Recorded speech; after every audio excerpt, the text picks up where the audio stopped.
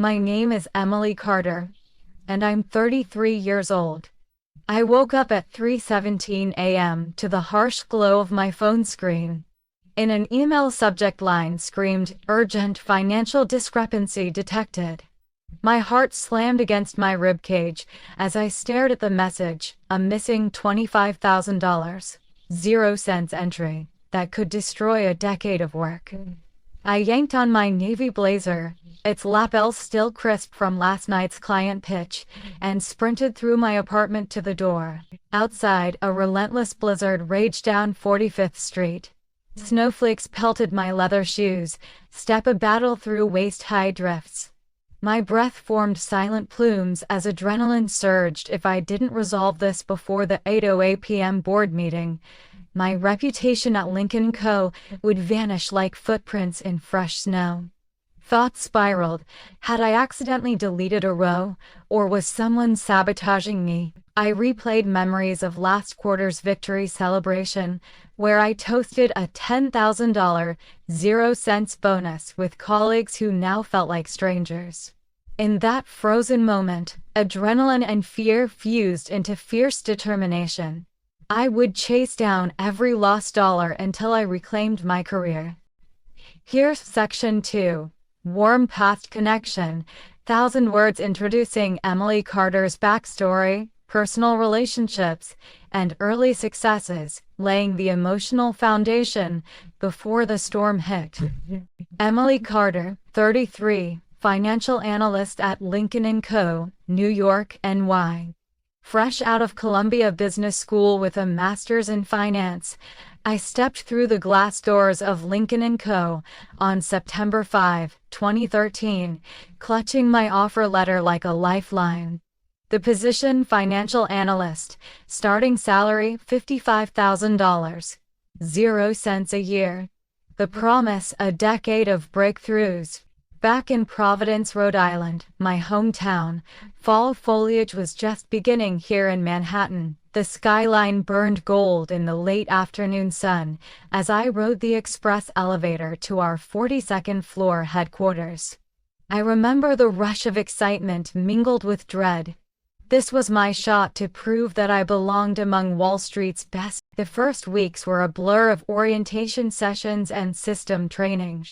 Thomas Miller, our managing partner, loomed large, a grizzled veteran of global finance nicknamed the Hawk for his piercing gaze and ruthless standards. On my very first Monday, he cornered me outside the trading floor. "Carter, I hear you graduated top of your class," he said, voice low. "Don't let a single number slip through the cracks."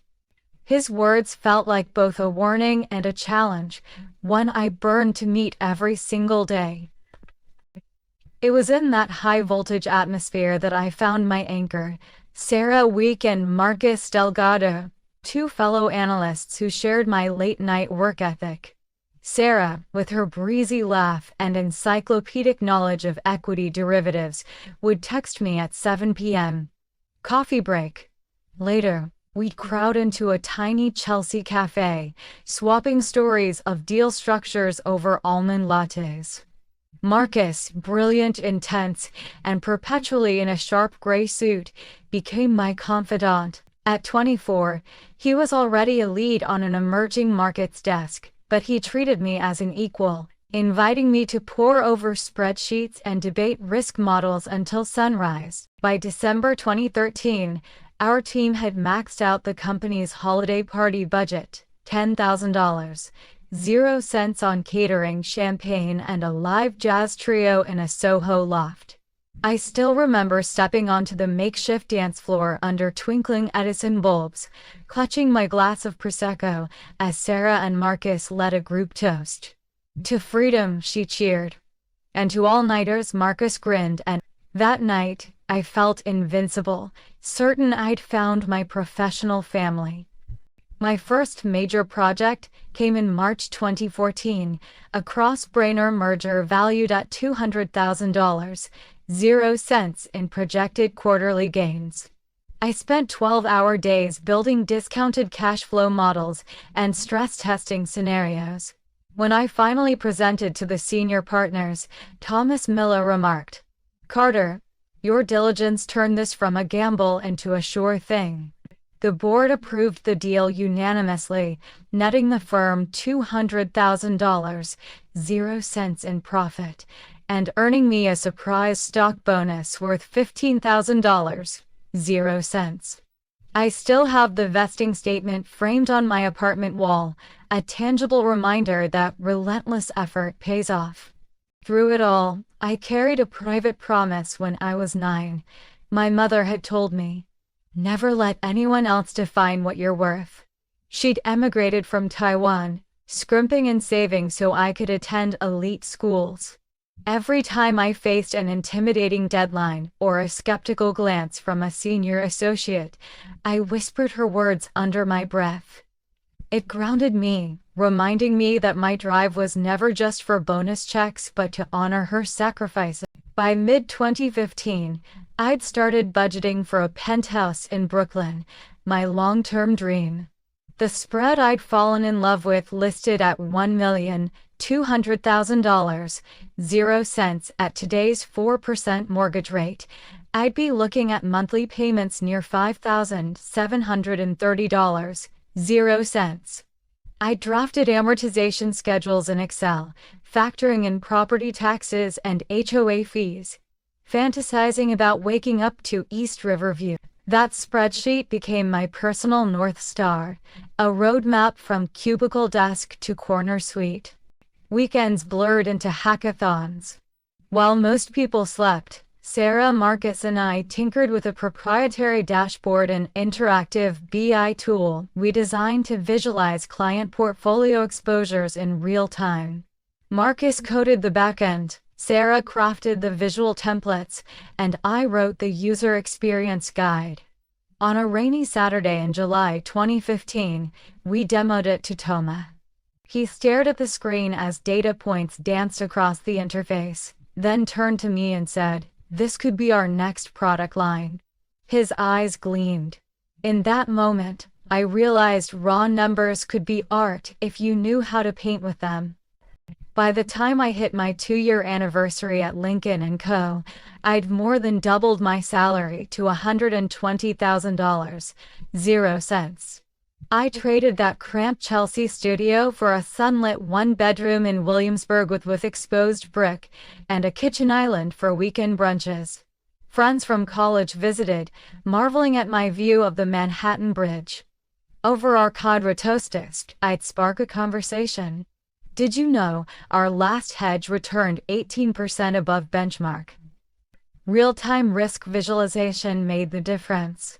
Their eyes would glaze over, but to me, every data point reflected years of late nights and tireless ambition. Through every triumph, my bond with Sarah and Marcus deepened. We celebrated promotions with impromptu rooftop dinners, sharing bottles of red wine and plotting our next moves, perhaps eyeing director roles, perhaps branching into private equity. Late at night, over text threads, we'd make half-joking pact birth, and Sarah added a winking emoji. Looking back, that warm past connection was more than nostalgia. It was the crucible where I forged my identity. Between the hum of fluorescent light, the clatter of keyboard keys, and the smell of fresh print pitch books, I learned that numbers could shape destinies and that true colleagues become family. Those early victories gave me confidence to face whatever storm awaited, and I had no idea how soon I'd need every spreadsheet backup I'd ever created. I'd been riding high for 2 solid years at Lincoln & Co., so when the first tremor hit, I barely registered it. It was a Thursday afternoon, April 14, 2016, and I was knee-deep in final revisions of the Q1 earnings report, our largest project that quarter, projected to underpin a $500,000, 0 cents investment push. I'd just finished reconciling the client portfolio entries when an automated alert popped up on my ERP dashboard. Data discrepancy detected, $8,000, 0 cents variance between client equity holdings and master ledger. I clicked View Details and watched as the system drilled into a single line item, a purchase of 1,200 shares at $26.67 each, that wasn't reflected in the consolidated report. My pulse skipped. I double-checked the original trade ticket and saw it was executed on March 29th. The CSV file from our trading platform clearly showed the transaction. Then I went to my local copy the spreadsheet I'd meticulously built last year, complete with dynamic macros and version history, and saw it the same line, crossed out with a note reading, "Reviewed by MD." I frowned. Who was MD? I hadn't reviewed or removed any entry. My mind raced. Had I accidentally deleted it? Unlikely. I guard those macros like a hawk. More likely, someone else had accessed and altered my file without my knowledge. Before panic could set in, my phone buzzed. It was Thomas Miller's name blinking on the lock screen. He seldom called me directly. I answered on speaker as I pulled on my gray cashmere blazer. "Emily," he said, voice clipped, "we need to talk about the Q1 numbers. That $8,000, 0 cents, is missing." "Explain." I struggled for composure. "Thomas, I just saw the alert. I'm on it. I'll trace the discrepancy now." He exhaled sharply. "Don't be late. The board meeting starts at 8:00 a.m. Monday, and they won't tolerate mistakes." I agreed, hung up, and dove into my logs. I pinged IT for audit access, but they redirected me to compliance. By the time I reached compliance's Slack channel, it was 5:30 p.m. Their lead, Marisol Reyes, sympathized, but said she was swamped with 10 other cases. I sympathized with her. Everyone was working late that week, but my anxiety spiked. The discrepancy had to be resolved before the weekend, or I'd be blamed. That evening, I stayed behind in the office until 9:45 p.m. The building was quiet except for the hum of fluorescent lights and the distant click-clack of security guard radios. I opened our internal audit trail, scanning user IDs. I noticed an odd entry at 3:22 p.m., and M. Delgado had accessed my file, exporting the worksheet, then logged out of the system 5 minutes later. My breath caught. Marcus Delgado, my closest ally. Why would he touch my report? I stared at the code, M. Delgado. It had to be him. I saved a snapshot of the log as evidence, closed the audit window, and massaged my temples. My friendship with Marcus felt like it had been built on trust forged during all-nighters and triumphant pitch wins. But right now, that trust was fracturing under the weight of an $8,000 0 cents discrepancy. I emailed him directly, subject line "Urgent discrepancy in Q1 report," and detailed what I'd found. 15 minutes passed. No reply. Late that night, I walked the 5 blocks to my apartment, snow melting under street lamps, each step echoing with disbelief. By 10:30 p.m., my inbox still didn't show a reply from Marcus. Instead, I found a terse note from IT audit logs, temporarily unavailable, resolving high-priority security issue. The timing was uncanny. I rubbed my temples and texted Sarah, "Can you hop on a call? Something's wrong with the Q1 numbers." She answered within 2 minutes. On our video call, Sarah's face looked drawn. "I saw the alert," she said. "That $8,000 0 cents gap shouldn't exist. I checked your local backup from yesterday, still there. This smells like tampering." Her voice trembled with concern. "Be careful, Em. You know what's at stake." I thanked her and ended the call. My mind whirled. If someone was sabotaging my report, it wasn't just my reputation on the line, it was my entire career trajectory. I thought of the day I first presented a cross-border M&A model that netted us $200,000, 0 cents in profit. I thought of the $15,000 0-cent stock bonus I framed in my living room. All of it could vanish if I couldn't prove that the discrepancy wasn't my fault. Friday, April 15, 2016, dawned with me already logged in at 5:45 a.m. I ran a fresh export and compared it to the master ledger. The missing $8,000 0-cent entry was gone again. My stomach turned. I drafted a detailed memo timeline of events, audit logs, backup comparisons, and suspect user access. I CC'd compliance, IT, and Sarah, hoping to corral allies early. I hit send at 7:10 a.m., seconds before Tomas's office door clicked open across the hall. He frowned at the memo. "Nicely laid out," he said, scanning my screenshots. "But I need answers, Carter, by noon today." I nodded, though he couldn't see it. The day stretched ahead, a gauntlet of meetings, data runs, and confrontation. As I left his office, my heart pounded. I was facing my first real crisis at the firm, a crisis that threatened not only my Q1 report, but my integrity, somewhere between running formula checks and fielding pointed questions. I realized something else. This wasn't a simple error. It had been orchestrated, and whoever had pulled the missing $8,000 0-cent entry out of my spreadsheet had the power to pull me under. That afternoon, I stood at my desk, hand shaking as I reopened the audit trail, this time resolved after IT's fix. The same M. Delgado entry stared back at me, timestamped exactly 1 hour before my memo. My next step was clear: confront Marcus. I drafted another email, a bit more pointed, asking for an explanation for that system access. Before hitting send, I hesitated, knowing that once I crossed that line, there'd be no turning back. By the time the clock struck noon, the office felt like a pressure cooker. My phone buzzed with an incoming calendar invite: Marcus and Emily. Urgent chat. I accepted. The meeting room at 2:00 p.m. awaited. As I gathered my notes, screenshots, email threads, even printed logs, I took a deep breath. The first signs of trouble had been a missing $8,000 0-cents. But now, I stood on the threshold of a deeper betrayal, one that would set the stage for a confrontation I never expected. I arrived at the conference room 5 minutes early on April 16, 2016, heart hammering beneath the stiff collar of my white blouse. The door swung open, and there stood Tomas Miller, arms crossed, flanked by Marisol Reyes from compliance.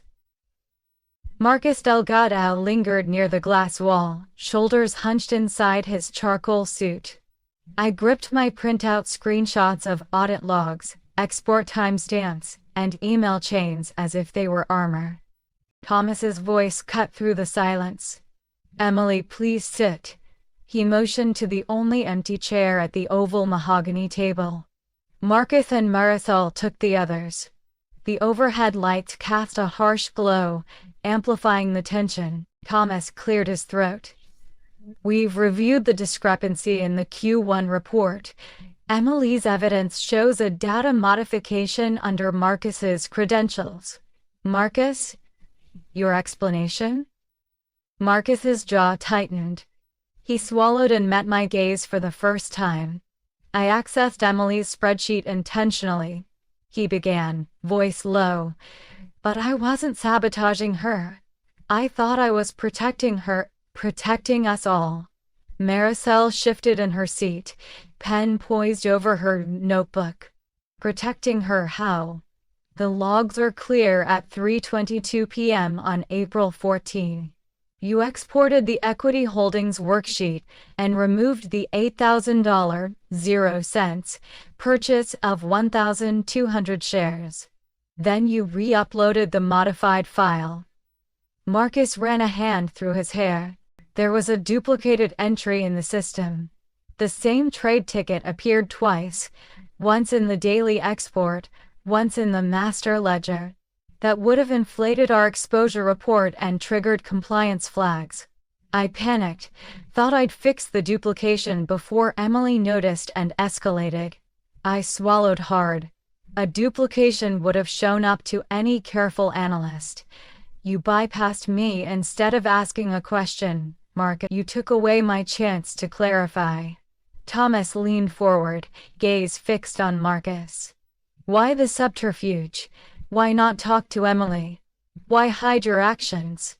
His voice was calm but uncompromising. Marcus's shoulders slumped. He glanced at me, eyes haunted. I owed $30,000, 0 cents on a margin call. My bonus was at risk if compliance flagged an exposure breach.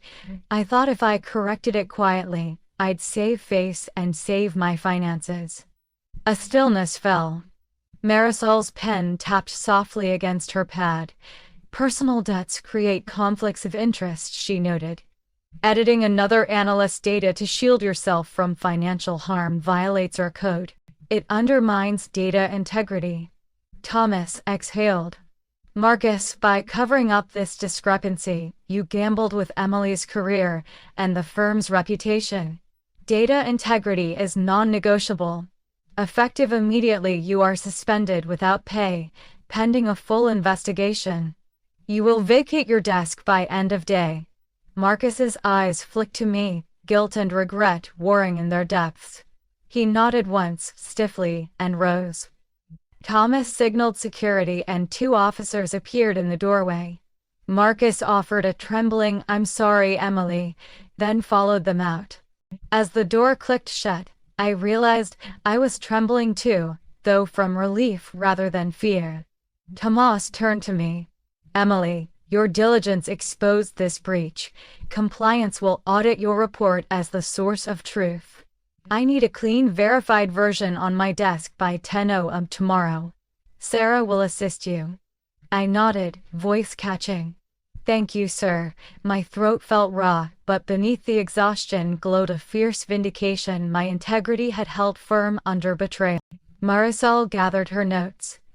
I'll file the initial breach report and schedule witness statements. You should expect calls from legal. She stood and offered a brief, respectful nod. Well done maintaining composure. After they left, I sank into the chair, scanning the empty place where Marcus had sat. Memories flooded back: the late-night brainstorming sessions, the laughter over soggy takeout, the unspoken pact that we'd always have each other's backs. The sense of brotherhood I'd felt cracked in that moment, and I felt a pang for the man Marcus once was. I gathered my printouts into a neat stack and tucked them under my arm. My phone buzzed a text from Sarah: proud of you, let's finish this tomorrow. I smiled despite everything. Leaving the building, I paused at the revolving doors and looked back at the Lincoln & Co. logo. Its brushed metal letters shining under the streetlights.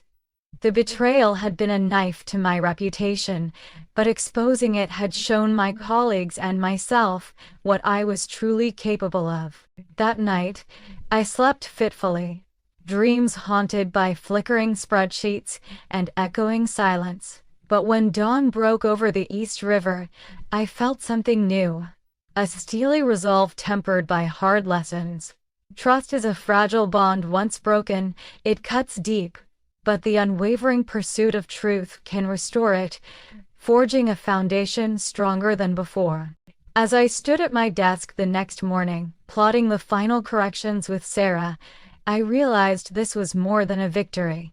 It was a crucible that would define my career, and I was ready to emerge from it stronger than ever. That afternoon, after the conference room emptied and the usual buzz of keyboards and hushed conversation returned to the bullpen, I felt a surprising emptiness settle into my chest. The adrenaline that had carried me through the confrontation with Marcus evaporated, leaving behind a cold void. I pressed my back against the glass wall overlooking Lower Manhattan, legs stretched out on the polished concrete floor, and let the silence crash over me. Sunlight filtered through the windows, glinting off shards of broken trust I could almost feel embedded in my skin. My phone buzzed in my pocket. Another text from Sarah. "How are you holding up?" I stared at the message, unable to answer. My vision blurred as tears pooled behind my eyes. For the first time, I questioned everything I had built, the years of late-night financial modeling, the decades spent proving my worth, the friendships I'd counted on as unbreakable. I felt unmoored, as if the ground beneath my ambitions had split open. I dialed Sarah before I could think better of it, and her familiar voice anchored me. "Talk to me," she said gently. My words came in ragged sobs. "I don't know who I am anymore. I lost Marcus, my data, maybe even my mind." I pressed the phone to my ear, willing her to hear every tremor in my voice. She stayed silent for a moment, and I realized how precious that quiet was. Finally, she said, "Emily, remember what your mother told you. You defined your worth. You're still you, regardless of spreadsheets or titles." I clung to her words, repeating them under my breath until my breathing steadied. After 20 minutes, I summoned the strength to thank her and ended the call. I slid down the wall, curling into myself. My navy blazer felt like a costume, a shield I no longer believed in. I retrieved the printed audit logs from my bag and stared at the fine print. Timestamps, user IDs, modification notes. They were evidence of betrayal, but to me they also symbolized the fragility of everything I thought I controlled. When the sun dipped low and the office lights took over, I left without saying goodbye to anyone. The city streets hummed around me, neon reflections dancing on wet pavement. I took the subway home, each stop a reminder of how disconnected I felt. At my apartment, I collapsed onto the sofa, burrowed under a cashmere throw, and hugged the audit logs to my chest as though they were talismans against despair. Sleep eluded me.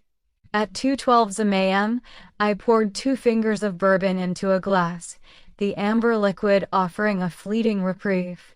I sipped slowly, tasting its burn, and wished I could wash away my doubts as easily. By 4:45 a.m. I lay on the floor, face pressed against the cool oak, body racked with silent sobs. I thought of my mother's sacrifices, of the penthouse I'd planned to buy, of the dashboard Sarah, Marcus and I had built. It all felt like sand slipping through desperate fingers. Morning arrived like an intrusion. My alarm blared at 6:30 a.m., and I lay in darkness, listening to my own ragged breathing. I turned it off, then rolled over to stare at the ceiling, streaked with shadows.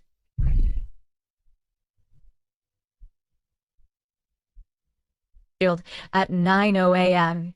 Board review, clean, Q1 report due tomorrow. My inbox was a battleground. Each signet line felt like another blow. I forced myself out of bed and into the shower, letting hot water wash over me. Steam curled in the air as I replayed every moment of the past 48 hours. The missing $8,000, 0 cents alert. Marcus's confession. Tomas's cold reprimand. I felt brittle, as if the smallest pressure could shatter me. Dressed in fresh clothes, I made coffee and stared at the mug as though it held secrets. Then, on a whim, I called my mentor, Daniel Price. His deep baritone answered on the first ring. "Emily, everything okay?" I hesitated, then plunged in, recounting the betrayal, my collapse, my fear that Lincoln and Co. would discard me. Daniel listened, then said, "This is brutal, but it doesn't define you.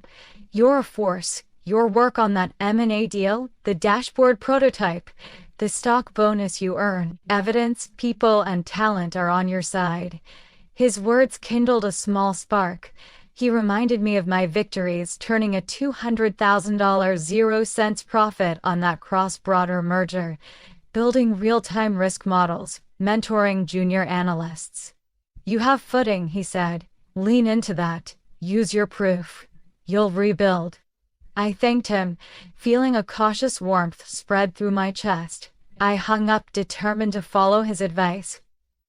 I spent the next 2 hours drafting my statement for compliance, a concise timeline, annotated logs, corroborating emails, even screen grabs of my unaltered backmarks.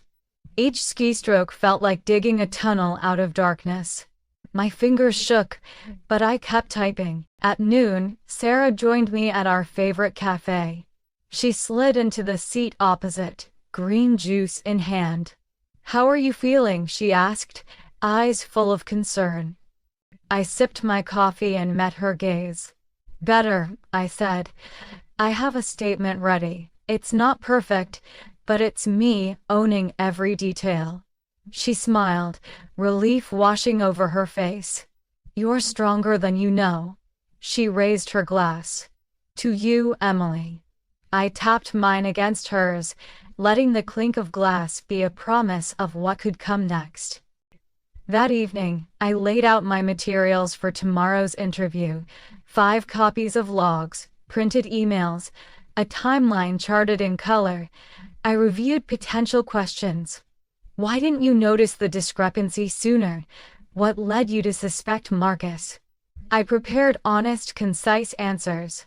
The dread still lurked in my stomach, but I felt anchored by preparation. At 10 p.m., I climbed into bed, exhaustion finally catching up. My last conscious thought was my mother's voice. "You define your worth, not a spreadsheet."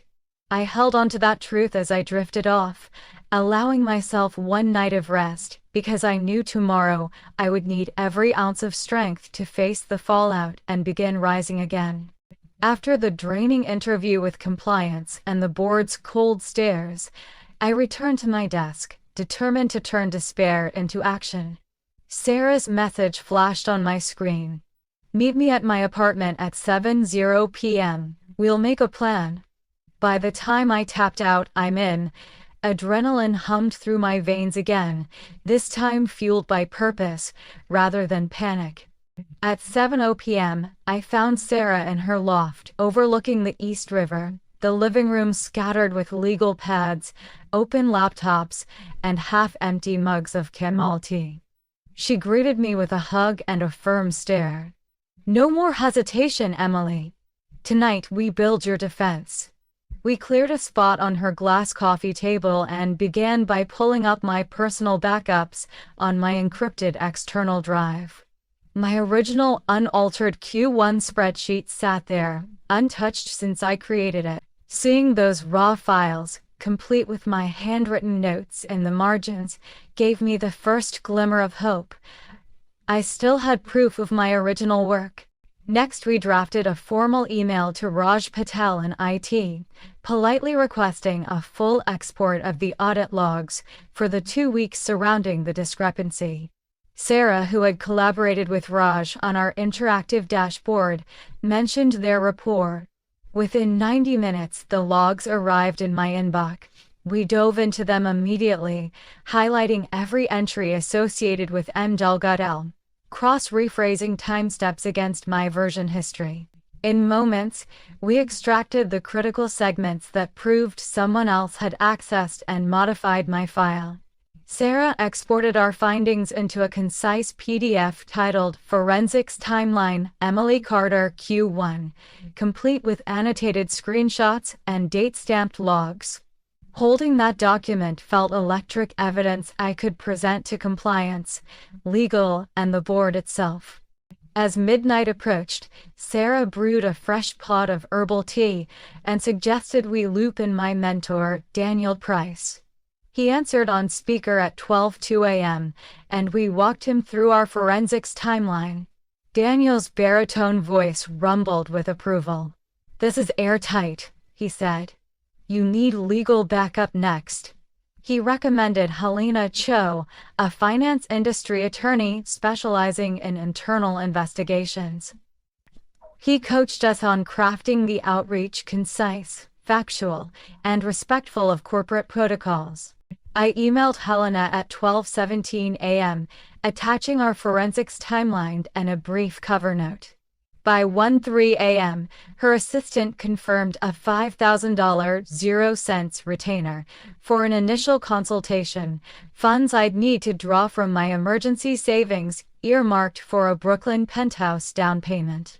My heart twisted at the diversion, but I reminded myself my career was worth more than any real estate dream.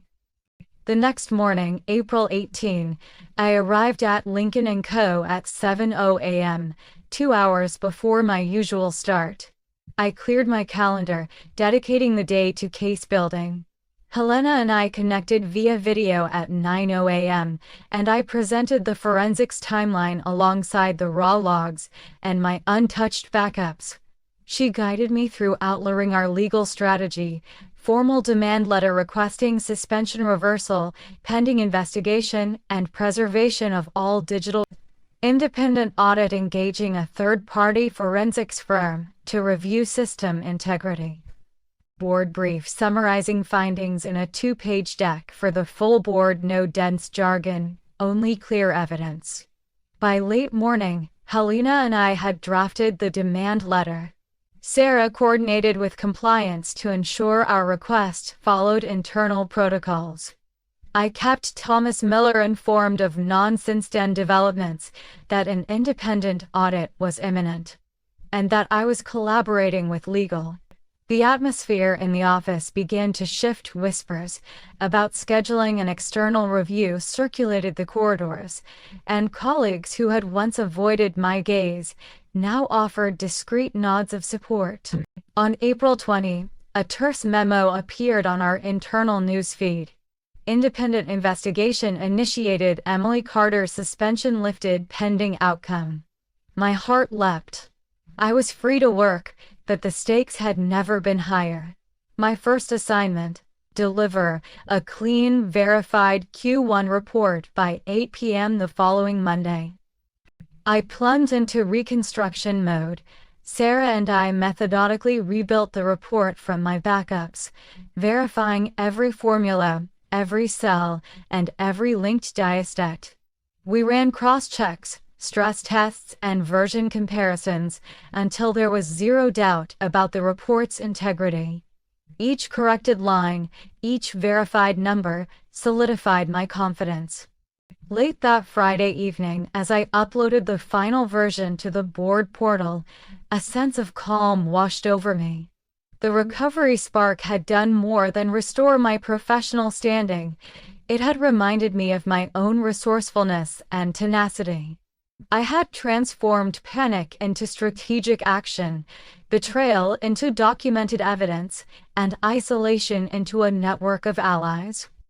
That night, back in my apartment, I let myself savor a single glass of red wine, a small celebration of what had been saved: my career, my reputation, and my sense of self.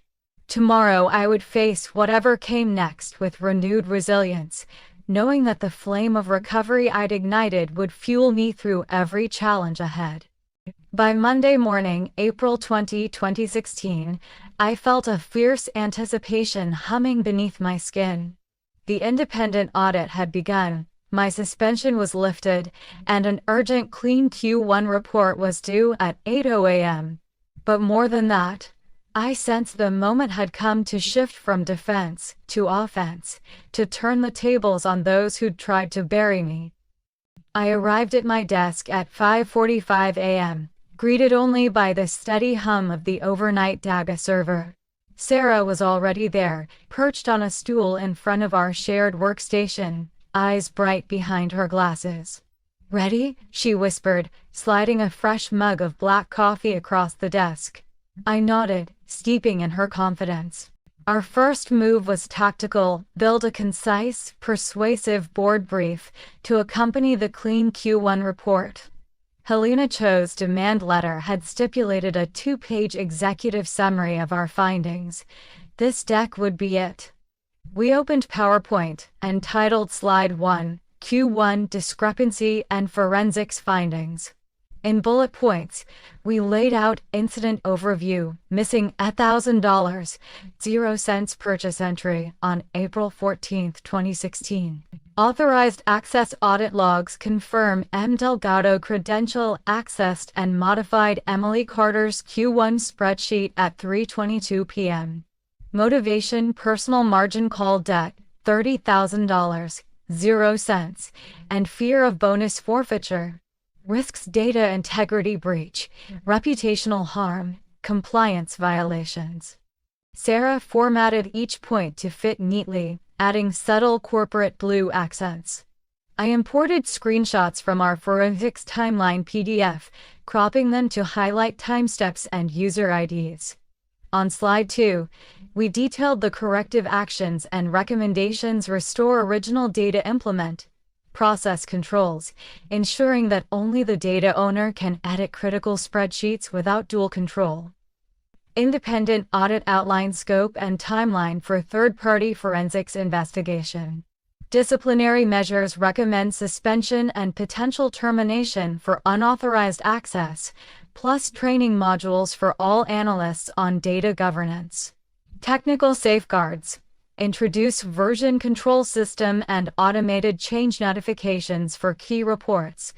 By 7:15 a.m., we had a 2-slide deck that told the full story, clean, factual, and unassailable. Helena reviewed it over a quick call and suggested we add a brief next step slide with clear deadlines for implementation to demonstrate proactive leadership. We drafted slide 3, outlining dates for auditing, policy rollout, and staff training sessions. At 8:00 a.m., I uploaded our final Q1 report and the 3-slide brief to the board portal. Seconds later, an email from the board chair, Elizabeth Hawkins, pinged in my inbox. "Thank you, Emily. We'll review immediately." My chest tightened, but this was exactly the position I wanted, setting the agenda, driving the narrative. The board meeting convened at 10 a.m. in the Lincoln & Co. glass-walled boardroom. I stepped in behind Thomas Miller, who gave me a curt nod but no greeting. Around the table sat 8 directors, their sleek briefcases and polished shoes reflecting their authority. Elizabeth Hawkins offered a polite smile as I approached the podium. "Good morning," I began, voice steady. "Today, I will present the findings of our Q1 discrepancy investigation and propose actionable measures to safeguard our data integrity moving forward." I advanced to slide 1. In under 2 minutes, I walked through the incident overview and unauthorized access points, pausing only to clarify that Marcus Delgado's actions were isolated and motivated by personal debts. When I noted that his margin call stemmed from a $30,000, 0 cents shortfall on a leveraged trade, a few eyebrows rose. Transitioning to slide 2, I outlined our corrective recommendations, emphasizing how a dual patrol review process and automated audit logging would prevent future breaches. As I spoke, I noted shifting body language. Thomas shifted in his chair. Elizabeth leaned forward, and several directors exchanged quick glances. I could sense the momentum building behind our proposals. On slide 3, next steps, I called out specific dates. May 1, independent audit kickoff. May 15, drafting and approval of new data governance policies. June 1, staff training rollout. July 1, full implementation and first progress review. I concluded these steps will not only rectify the immediate issue but reinforce Lincoln & Co.'s commitment to transparency and accountability. I clicked to end the slide deck and faced the board. Silence reigned for a heartbeat. Then Elizabeth spoke. "Thank you, Ms. Carter. That was thorough and clear." She turned to Timar. "Mr. Miller, any comments?" Timas's lips pressed into a thin line. "Emily, this was an impressive turnaround and your forensic work is commendable. It reflects well on our internal teams." He exhaled. "I support these measures wholeheartedly." The board murmured assent.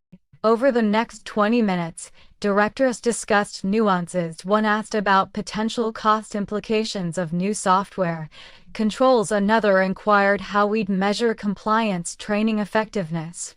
I answered each confidently, citing Helena's insights for legal compliance and Sarah's dashboard metrics for monitoring training completion rate. Each question reinforced that we weren't merely reacting, we were seizing control. When the vote came, the board unanimously approved our recommendations and praised the speed at which the issue was addressed. Elizabeth turned back to me. "Emily, on behalf of the board, thank you for your leadership. We will instruct IT to prioritize these initiatives and legal to finalize the audit scope." As the meeting adjourned, directors filed out, many adjourning brief nods or a quick "well done." Thomas approached me privately and extended his hand. "You handled this exceptionally," he said quietly. "I regret the circumstances, but you've turned what could have been a disaster into a case study in crisis management." His words resonated deeply. I realized that by documenting every step, collaborating closely with allies, and presenting a clear, actionable plan, I had not only cleared my name but elevated my standing within the firm. The same betrayal that threatened to end my career had become the catalyst for demonstrating my strategic value. Later that afternoon, Sarah and I celebrated over celebratory matcha lattes in our Chelsea cafe. She toasted, "To the Queen of Data Governance." I laughed, clinking my cup against hers, "To your partner in forensic crime." As I walked home through Soho that evening, twilight painting the brick facades in rose and gold, I reflected on how the tables had turned. The missing $8,000, 0 cents, had sparked my darkest hour, but it also revealed my strongest qualities: persistence, integrity, and strategic acumen.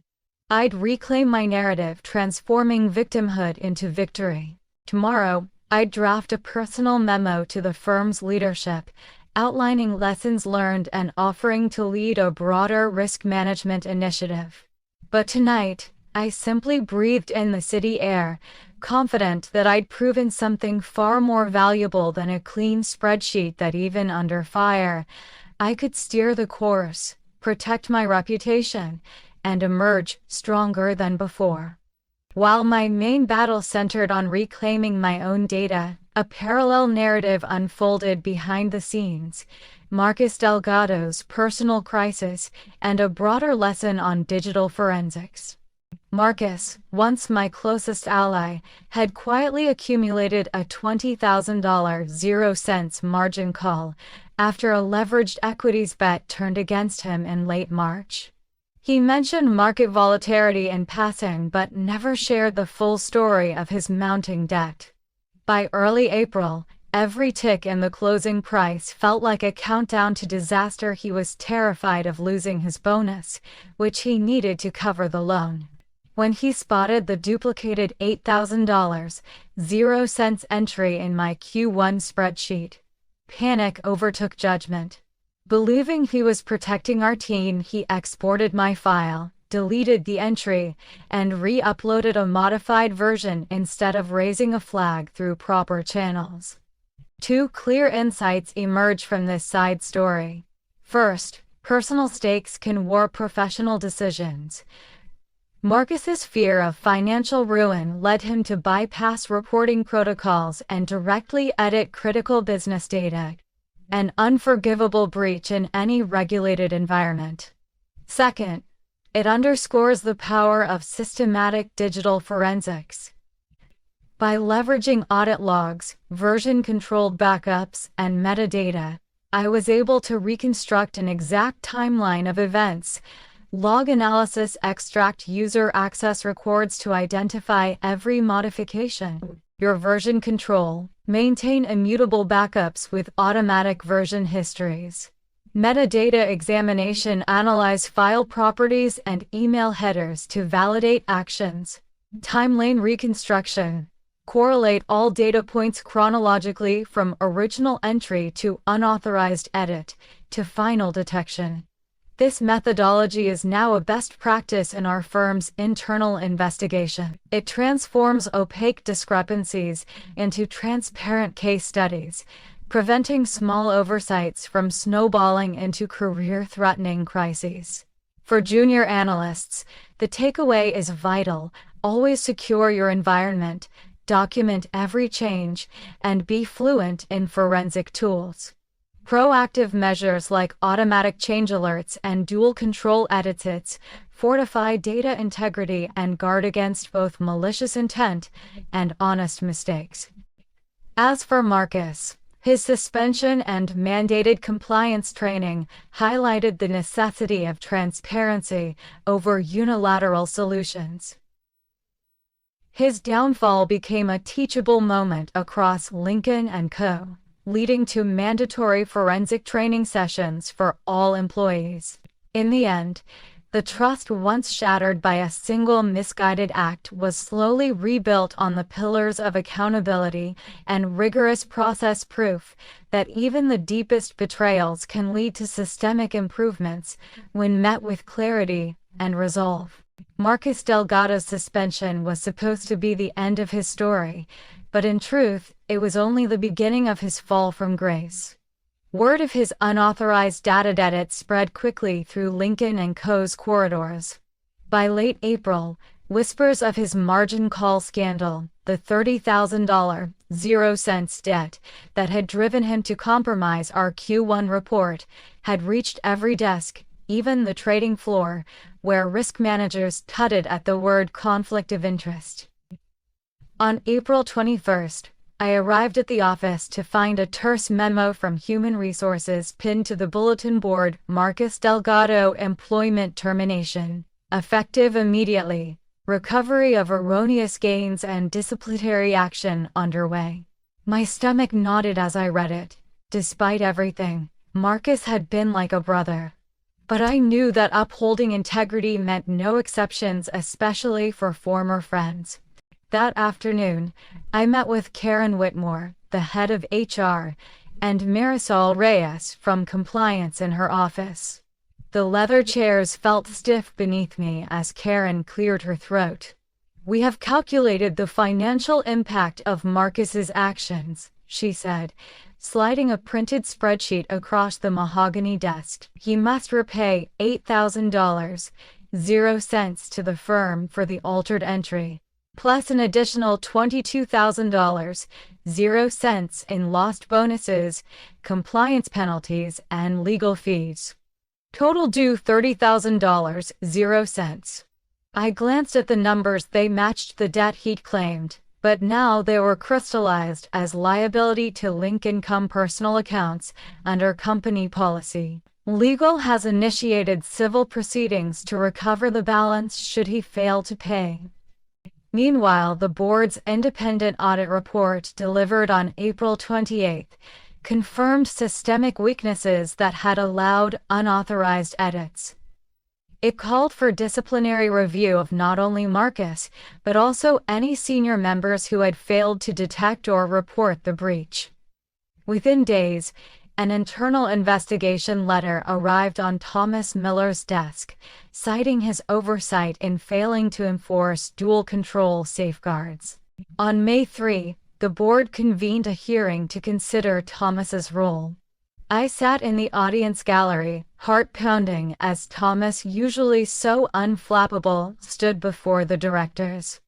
Elizabeth Hawkins addressed him calmly. "Your team lost $500,000 0 cents in potential investments due to the Q1 discrepancy. While Emily's forensic work mitigated further damage, we must review leadership accountability." Thomas's response was measured but contrite. "I take full responsibility for not enforcing stronger controls. I am prepared to accept any consequences the board deems appropriate." After deliberation, the board issued a reprimand and required Thomas to sit out 3 months of executive decision-making, during which he would mentor junior analysts on risk management protocols. Meanwhile, news of Marcus's upcoming civil trial trickled through the firm's grapevine. On May 10, Lincoln & Co.'s legal department filed suit in New York State Supreme Court, Lincoln & Co. v. Marcus Delgado, Case Novora 2016, which 1742. The complaint outlined breach of fiduciary duty and authorized it to corporate data and restitution of $30,000, 0 cents, plus cost. A summons was served at Marcus's last known address. I found out about the summons the next morning when I passed a printed copy in the lobby. My chest twisted with complex emotions, regret, pity, and a quiet sense of justice. In a rare moment of empathy, I contacted Helena Cho, our attorney, and requested she extend an olive branch offer. Marcus a structured repayment plan, contingent on him completing an ethics training program, and writing a formal apology to the firm. Helena handled the outreach, emphasizing that the firm valued redemption under accountability. On May 15, I received an emailed statement from Marcus's counsel. He accepted the terms. Over the following weeks, he began making monthly payments of $2,500, 0 cents, and attended weekly compliance seminars. His public apology appeared in the firm's internal newsletter on June 1. I sincerely apologize to Emily Carter, Lincoln & Co. leadership, and my colleagues for my action. My fear and poor judgment compromised the firm's trust. I pledge to learn from this and rebuild integrity through transparency.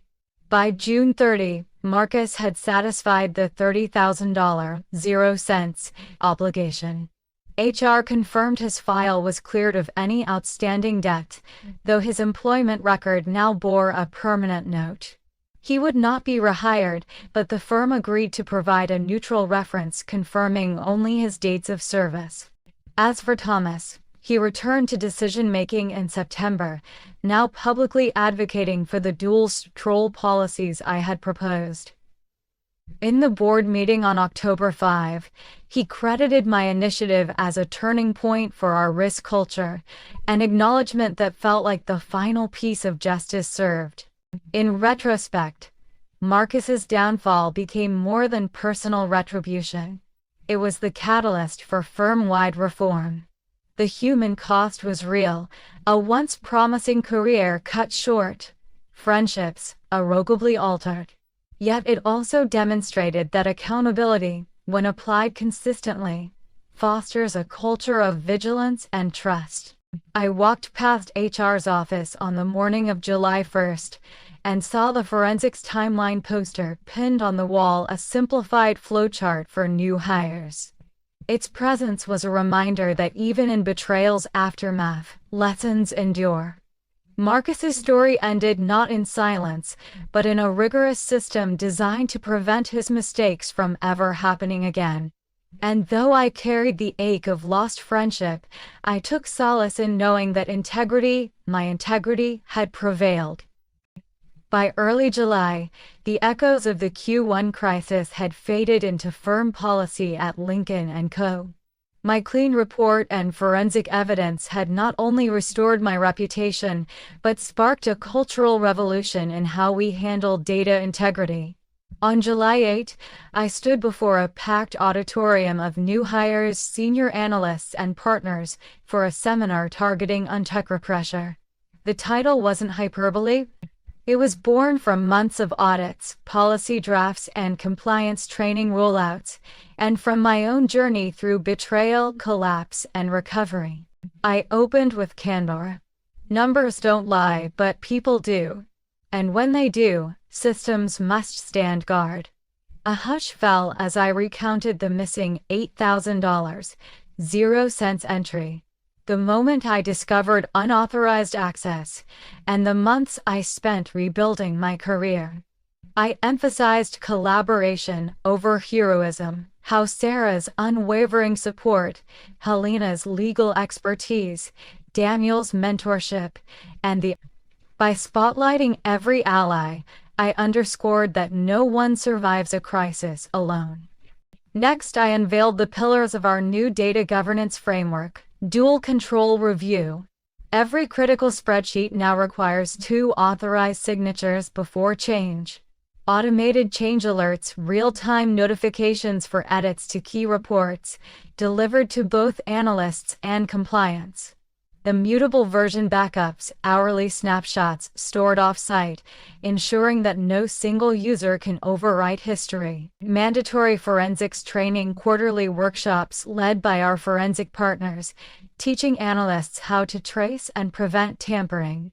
As I clicked through each slide, I saw nods around the room.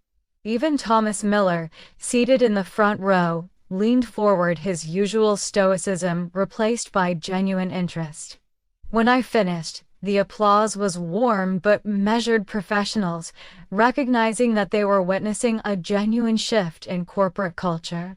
Afterward, Thomas approached me in the corridor. "Emily, I want to thank you," he said quietly. "You turned what could have been our greatest scandal into a model for crisis management." Then, to my astonishment, he added, "We've decided to create a new role, Director of Data Integrity and Risk Management. I'd like you to lead it." He mentioned a $140,000, 0-cent salary, a team of 4 analysts, and responsibility for global rollout of our framework. I accepted, honored, humbled, and fully aware that with authority comes even greater accountability. Over the following weeks, my team and I hit the ground running. We built an internal dashboard that visualized access patterns, highlighted unusual edit frequencies, and integrated compliance checkpoint checklists. Within 2 months, over 200 employees across 3 continents had completed the forensic training modules. Quarterly reports now included an integrity score alongside performance metrics, and an index tracking how closely each desk adhered to dual permission and alert protocols. Meanwhile, the human element of my lesson continued to resonate. I sat down with dozens of analysts who confessed to cutting corners under pressure, admitting that they'd once hesitated to raise flags for fear of looking incompetent. I reminded them that transparency is the highest form of professionalism, far more respected than a flawless record built on hidden errors.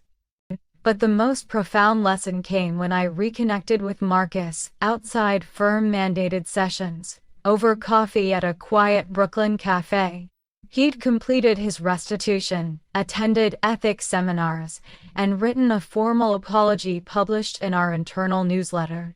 As he apologized again in person, I realized that forgiveness didn't erase his actions but allowed both of us to move forward without bitterness. I told him, "Your mistake sparked the change we all needed. That doesn't excuse it, but it does mean you contributed to a stronger firm." Today, when I review any financial model or mentor a new analyst, I remember my darkest hours, the missing $8,000, 0 cents, the pickerel, the panic, but I also remember the spark that rose from those ashes, a commitment to integrity, a network of allies, and the conviction that transparency builds trust faster than any spreadsheet can measure. My office now overlooks the East River. My Brooklyn penthouse plan is still alive, but I've learned that some dreams are best pursued after establishing an unshakable foundation. I still carry my mother's words with me. "You define your worth. 20-figure spreadsheets and 6-digit salaries don't define me. Integrity does." As closing advice to my longtime mentors and brand new colleagues, I offer 3 core takeaways. Document relentlessly. Every change, every decision, record it. Audit trails aren't just technical logs, they're narratives of accountability. Collaborate courageously. Raise questions early, even if they seem trivial. A 10-cent typo can blossom into a $10,000 crisis if left unchecked. Lead with transparency. Share both triumphs and near misses. Vulnerability fosters trust. Perfectionism breeds silence and fear. The board's October meeting codified these lessons into our corporate bylaws, mandating data integrity roles at every business unit. Tomer publicly credited our initiative as a turning point for our risk culture. That acknowledgement meant more than any bonus. I'm still Emily Carter, driven, meticulous, and ever curious.